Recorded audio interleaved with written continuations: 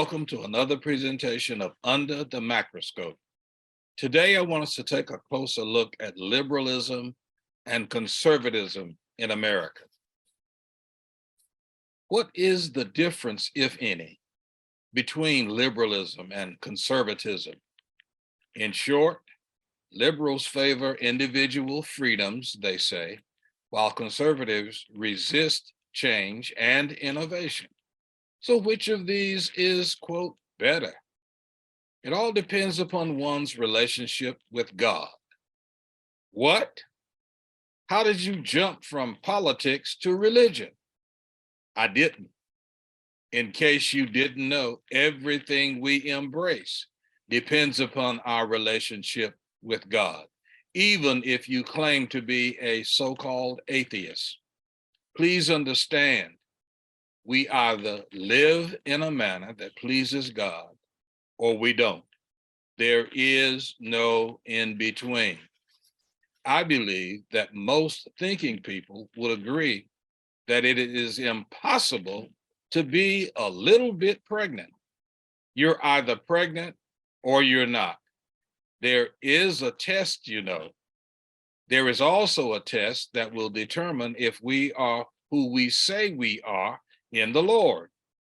Now, let's look again at the liberals and conservatives. Liberals are known for telling people that God loves you no matter what you do. Technically, they are right. God does love you no matter what you do, but that does not mean that he always loves what you do. Conservatives are known for telling people that God loves those who speak out against wrong and demand moral uprightness. Technically, they are right.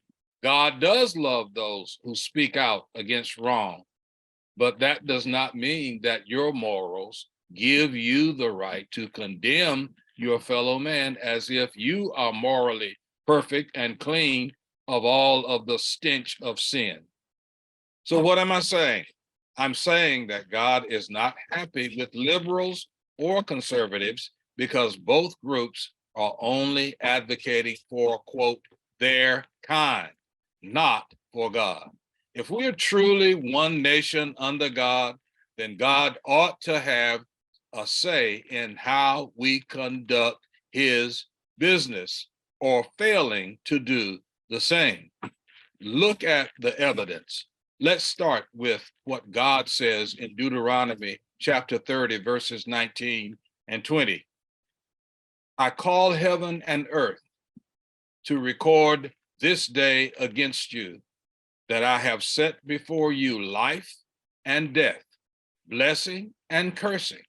Therefore choose life, that both thou and thy seed may live, that thou mayest love the Lord thy God, and that thou mayest obey his voice, and that thou mayest cleave unto him, for he is thy life, and the length of thy days, that thou mayest dwell in the land which the Lord sware unto thy fathers, to Abraham, to Isaac, and to Jacob, to give them.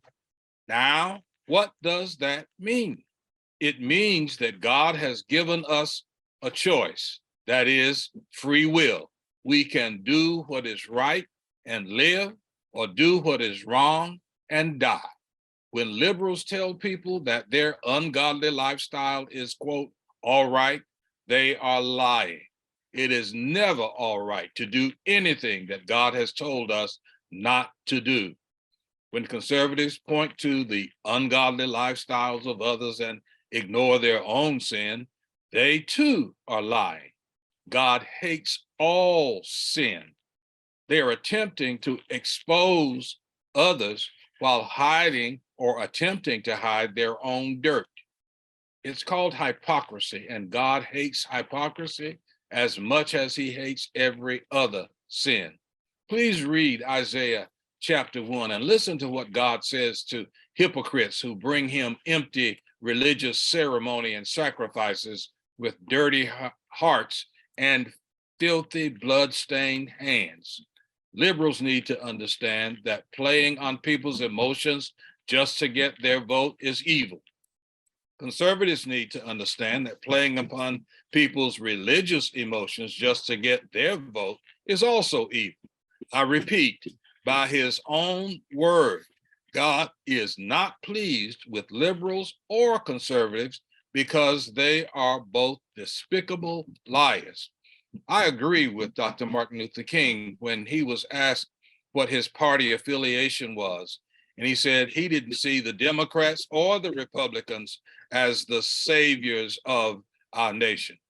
Liberals thrive on making people feel comfortable in their sin, while conservatives thrive on making liars like themselves feel good and comfortable in their religious bigotry.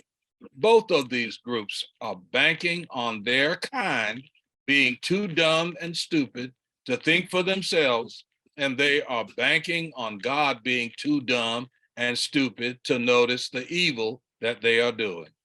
What fools they both are. The best thing for voters to do is seek a right relationship with God for themselves and follow his voice instead of the voice of idiotic liars who care absolutely nothing for anyone but themselves and their agenda. Please consider this. If you call yourself a liberal, you are already knowledgeable of the fact that God is not pleased with you and what you are doing, but you ignore wisdom in favor of popular opinion. If you call yourself a conservative, you already know that you are being used to amass, quote, control over others that you feel that are, quote, inferior to you, but you go along with it because that makes you feel, quote, worthwhile or important. If you have to lie to be either of those things, that simply means that you are neither worthwhile or important. Both liberals and conservatives depend heavily upon the ignorance of voters who are spiritually blind and stupid. I ask you, which of you is proud of that designation? Just another Mackian observation. Thanks for listening. Follow me on Facebook at Under the Macroscope. You may also follow me on YouTube at Mack Mcrae. Please subscribe and share. And if you wish, you can make a contribution of your choosing by using the QR code on the screen. You may also write to me at Mack Mcrae, P.O. Box 403, Pineville, North Carolina, 28134. See you next time. And remember, under the macroscope, we take a closer look.